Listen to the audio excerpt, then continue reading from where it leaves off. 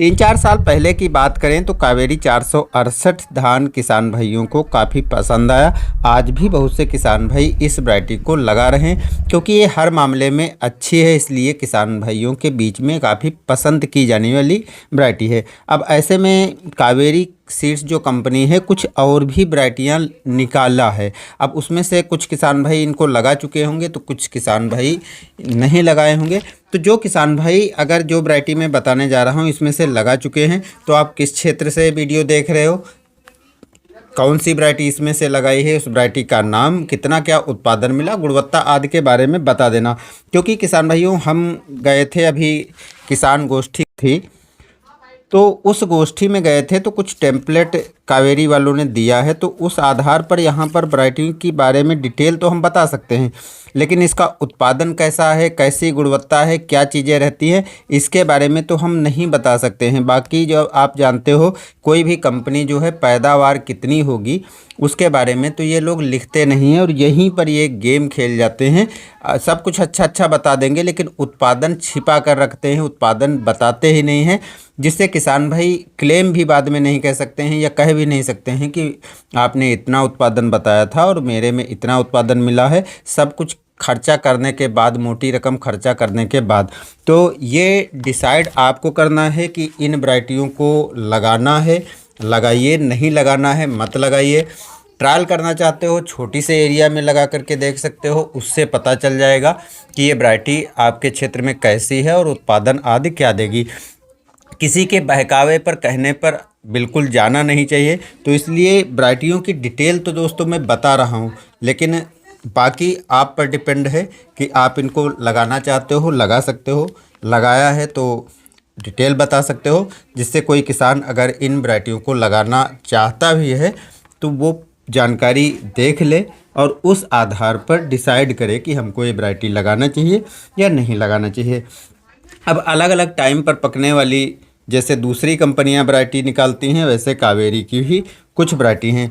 Kaveri 468 already मैंने पहले बना चुका हूं, वीडियो बता चुका हूं, तो उसके बारे में नहीं बताने वाला हूं। दूसरी वैरायटियां जो हैं उनके बारे में यहाँ पर मैं आपको बता देता हूं। एक वैरायटी है कावेरी 412, ये हाइब्रिड धान है और ये बासमती किस्म में आता है, यानी सुगंधित चावल होता है इसका। तो इसके पकने का जो टाइम है वो 105 से 110 दिन है।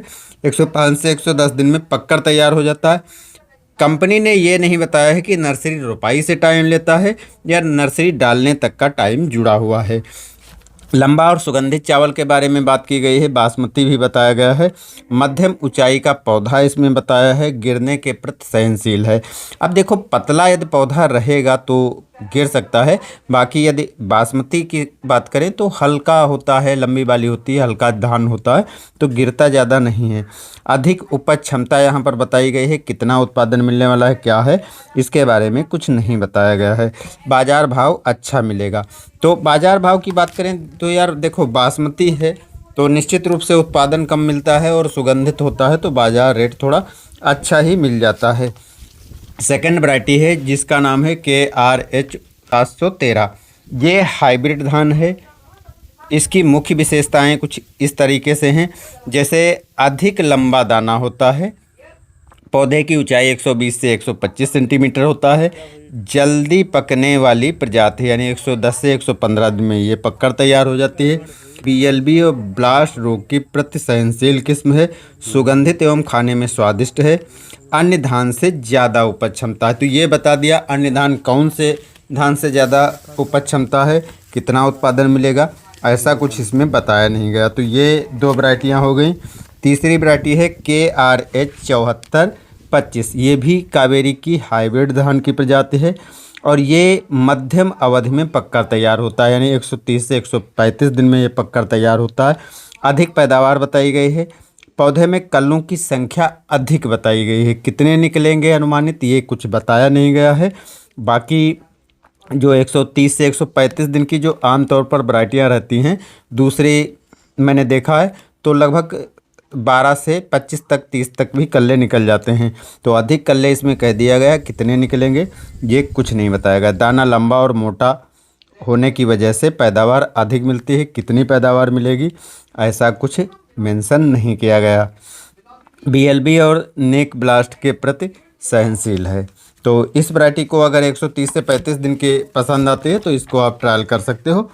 एक और वैरायटी है KPH 473, ये भी हाइब्रिड धान है। 120 से 125 दिन में ये पक्का तैयार होती है। वैरायटी के बारे में बताया गया है कि गिरने के प्रति सहनशील है, यानी गिरती जल्दी नहीं है और अच्छी गुणवत्ता वाले पौधे होते हैं, अच्छी गुणवत्ता वाली धान तैयार होती है। लंबे और अच्छे क्वालिटी के दाने तैयार होते हैं जो मार्केट में आपको थोड़ी अच्छी रेट दे सकते हैं। तो ऐसा कुछ इन वैरायटियों के बारे में बताया गया है। ये सभी की सभी हाइब्रिड प्रजातियां हैं। इसके अतिरिक्त कुछ देसी किस्में हैं जिनको भी किसान भाई बुआई कर सकते हैं, यानी कावेरी धान की कुछ देसी वैरायटियों की सीरीज यहाँ पर है जो मैं आपको इस टेम्पलेट में दिखा रहा हूँ। आप देख सकते हो और रोक करके या स्क्रीनशॉट लेकर के पढ़ सकते हो। फिर भी अगर आप इन वैरायटियों के बारे में भी जानकारी चाहते हो तो कमेंट में ज़रूर बताइएगा। हम इन वैरायटियों के बारे में भी आप आने वाली वीडियो में जानकारी मिल जाएगी और बहुत सी वैरायटियों के बारे में जानकारी मिलने वाली है और काफ़ी कुछ ऐसी वीडियो आने वाली हैं जो आपके लिए बहुत फ़ायदेमंद साबित होंगी। इसलिए चैनल को भी सब्सक्राइब कर लीजिएगा और कमेंट में ज़रूर बताइएगा कि आप कितने साल से वीडियो देख रहे हो, कितने समय से हमारे साथ जुड़े हो और कौन सी वैरायटी धान की लगाते हो। बस मिलते हैं नए वीडियो में। धन्यवाद।